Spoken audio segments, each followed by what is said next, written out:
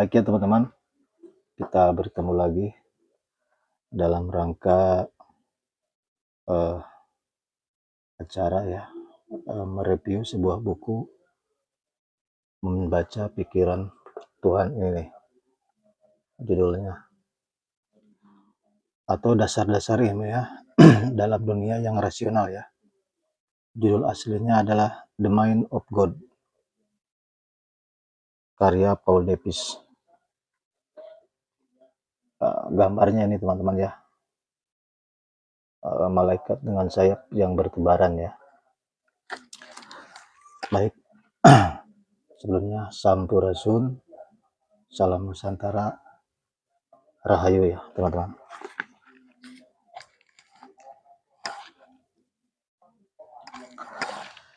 Kita lanjut ya. 400 tahun yang lalu, saya memiliki konflik dengan agama. Karena ia tampaknya mengancam tempat menyenangkan yang dimiliki manusia di dalam sebuah kosmos yang dirancang oleh Tuhan dengan bentukan penuh tujuan. Revolusi yang dimulai oleh Kopernikus dan diakhiri oleh Darwin mengandung efek yang memarginalisasikan bahkan menyepelekan wujud manusia. Lanjut ya, manusia tidak lagi dimasukkan di pusat skema yang agung itu, tapi diasingkan ke peran insidensial dan tampaknya tanpa tujuan dalam sebuah drama kosmis yang acuh tak acuh. Lanjut ya, layaknya adegan ekstra tanpa skenario yang secara kebetulan diikutkan saja ke dalam setting pengambilan film besar.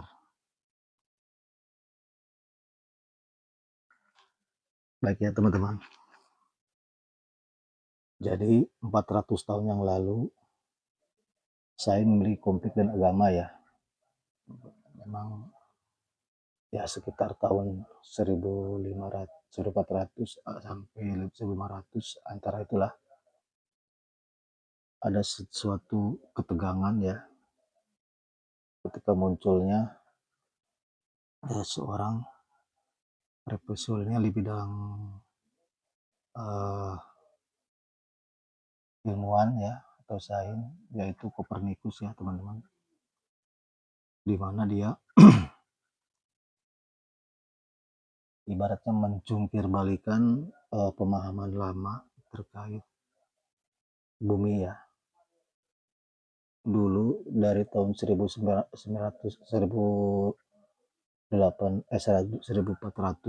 ke belakang sana, itu pemahaman manusia ini di dunia ya, mungkin termasuk di negara kita dulu waktu masih zaman kerajaan, di mana dunia itu bumi itu menjadi pusat alam semesta ya teman-teman, dan matahari, bulan, dan segala macam planet di atas itu yang berputar di atas bumi ya, atau mengelilingi bumi ya teman-teman. Setelah ada teori heliosentris dari seorang ilmuwan yang bernama Kopernikus itu ya, pemahaman manusia itu secara drastis menjadi terbalik ya teman-teman. Menurut dari berbagai penelitian ilmuwan tersebut ya, ditemukan bahwa matahari ini yang menjadi pusat alam semesta ya, dan bumi dan planet lain, bulan, Jupiter dan sebagainya, itu adalah mengelilingi matahari ya.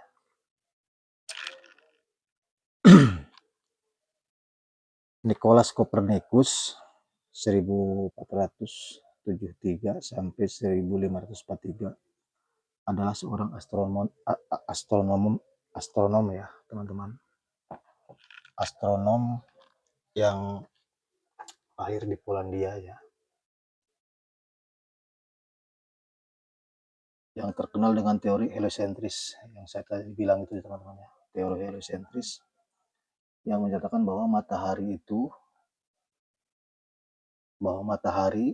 bukan bumi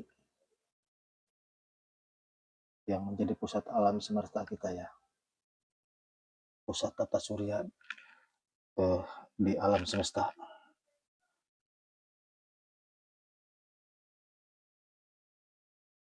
Itu mungkin beliau ini banyak penentangan ya dari kaum-kaum agamawan, karena teorinya ini sangat bertentangan dengan yang ada di kitab suci ya. Jadi wajar saja bila pada saat itu terjadi konflik antara kaum agamawan sama yang tadi saya bilang itu seorang uh, ilmuwan ya teman-teman, karena dia menyatakan itu memang dari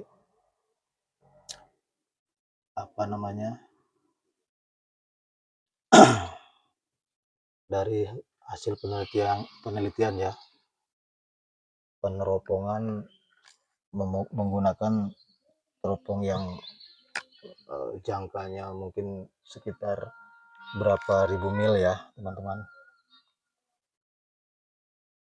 Lanjut ya.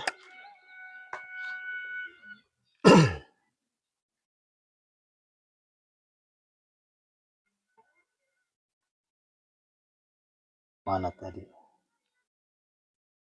Dan diakhiri oleh Darwin, mengandung efek yang memarginalisasikan bahkan menjadikan wujud manusia.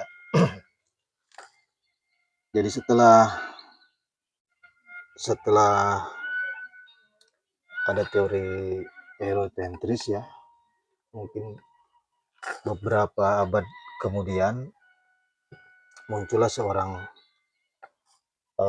ilmuwan juga ya teman-teman, dia yang meneliti tentang genetik manusia, di mana kepercayaan manusia pada waktu itu ya, dia mempercayai bahwa manusia itu mungkin sampai sekarang ya, kaum agamawan ini atau orang-orang beragama meyakini bahwa manusia itu dibuat dari tanah liat ya. Tetapi setelah Charles Darwin ini muncul dengan teorinya, teori evolusi ya, itu tahun 809 sampai 882.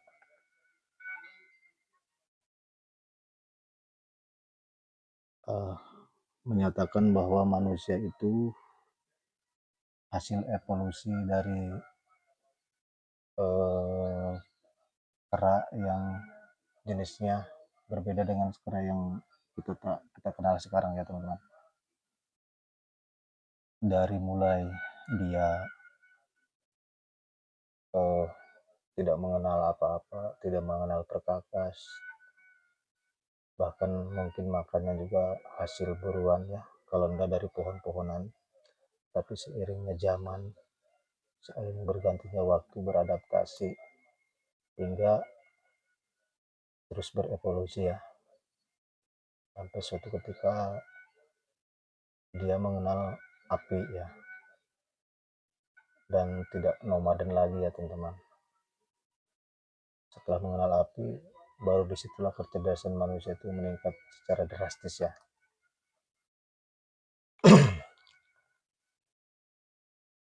Ia mengemukakan teori dalam bukunya On the Origin of Species, itu tahun 1859 ya. Teori ini menjelaskan sebagaimana spesies berevolusi beradaptasi dan lingkungan melalui proses seleksi alam yang saya bilang tadi ya.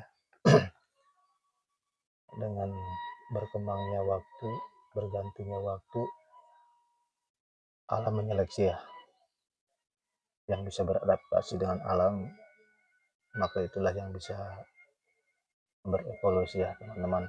Ini bukan menurut saya ya, menurut Charles Darwin ya. Bahkan kan eh, teorinya ini kan di negara kita itu dipelajari ya teman-teman. Bahkan ada eh, kurikulumnya ya. Zaman saya dulu waktu SMP sampai SMA itu ada teori ini dibahas di sekolah ya, dipelajari. Nah, tapi nggak tahu kalau sekarang ya teman-teman.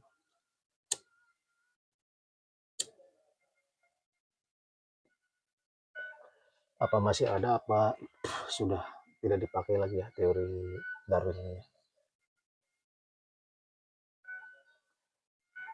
Memang ya dari dulu mungkin sampai sekarang teori itu bertentangan ya dengan apa yang diyakini, yang dipercayai oleh para agama-agamawan ya. Bahkan bukan teori itu saja ya teman-teman, di setiap uh, agama pun berbeda-beda ya keyakinannya untuk tentang manusia pertama ini. Apa asal mula awal manusia ya.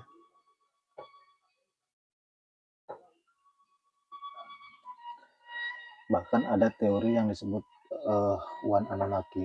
Nah, dia ini memang masih teori konspirasi ya teman-teman. Tapi dia menyatakan bahwa manusia itu adalah hasil kawin silang antar genetika ya. Jadi ceritanya ini teman-teman secara garis besarnya itu oh nggak tahu berapa abad yang lalu lah, berapa juta tahun yang lalu ada makhluk dari luar angkasa ini datang ke bumi ya, tepatnya itu dari planet Nibiru. Dia datang ke bumi itu untuk mencari suatu energi untuk digunakan di tempatnya sana ya. Anggaplah itu emas ya teman-teman. Nah begitu dia datang ke bumi, dia perlu bekerja ya, karena mungkin dia itu datang dengan satu atau dua pesawat itu terbatas eh, kaumnya kan. Jadi dia, karena dia orang makhluk-makhluk pintar, disitulah dia mengambil eh, gennya hewan apa yang menyerupai kera tapi spesiesnya berbeda dengan kera ya. Nah dia kawin silangkan dengan genetika Wan Anunnaki ini kan, hingga menghasilkan manusia pertama, yaitu yang seperti kita sekarang dalam cerita Anunnaki ya teman-teman. Itu bukan harus dipercaya ya, ataupun mau dipercaya silahkan, mau enggak juga enggak jadi masalah, kembali ke masing-masing ya. uh, di sini juga saya tidak menekankan untuk mempercaya itu, terserahlah teman-teman itu kan. Bahkan di ajaran lokal pun penciptaan manusia itu pun berbeda teman-teman ya. Contohnya di agama Kapitayan atau agama Sunda Buhun, itu manusia diciptakan dari 4 unsur ya: tanah, air, api, dan udara. 4 unsur yang mendasarnya, satu unsur itu adalah uh, sifatnya uh, sesuatu yang langsung ditiupkan dari yang maha kuasa, dari Tuhannya atau roh kita yang menghidupinya itu. Jadi dasarnya 4 unsur ditambah satu yang ditiupkan dari yang maha kuasa ya, atau serpihan yang maha kuasa itu teman-teman ya. Karena pada dasarnya dalam kepercayaan leluhur orang Sunda atau Karuhun ada istilah mulih ka jati mulang ke asal, jadi kembali ke jatinya pulang ke asalnya. Nah yang kembali ke jatinya ini yang 4 unsur itu, yang tadinya dari tanah ke tanah, yang tadinya dari api ke api, yang dari tadinya air ke air, yang tadinya udara ya kembali ke udara. Nah yang pulang ke asalnya ini roh kita, pulang ke yang maha pencipta ya teman-teman. Itu pun udah perlu dipercaya, terserah mau percaya, ini sekedar menjelaskannya teman-teman, bahwasanya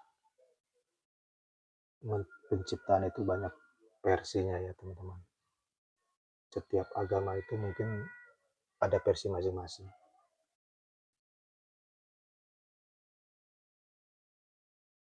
Nah dari situlah perlunya antara keselarasan sains dan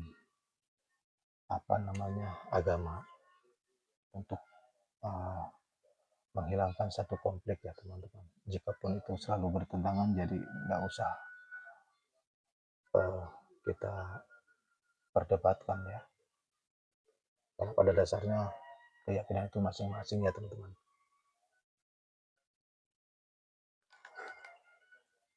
Nah, yang saya bilang di awal itu di review yang sebelumnya, manusia itu diciptakan itu berbeda-beda ya, tidak sama ya teman-teman. Jadi perlu toleransi di sini ya. Mungkin sementara itu saja teman-teman dari saya ya. Kurang lebihnya mohon maaf. Nanti kita sambung lagi di acara mereview membaca pikiran Tuhan ya. Mudah-mudahan bermanfaat.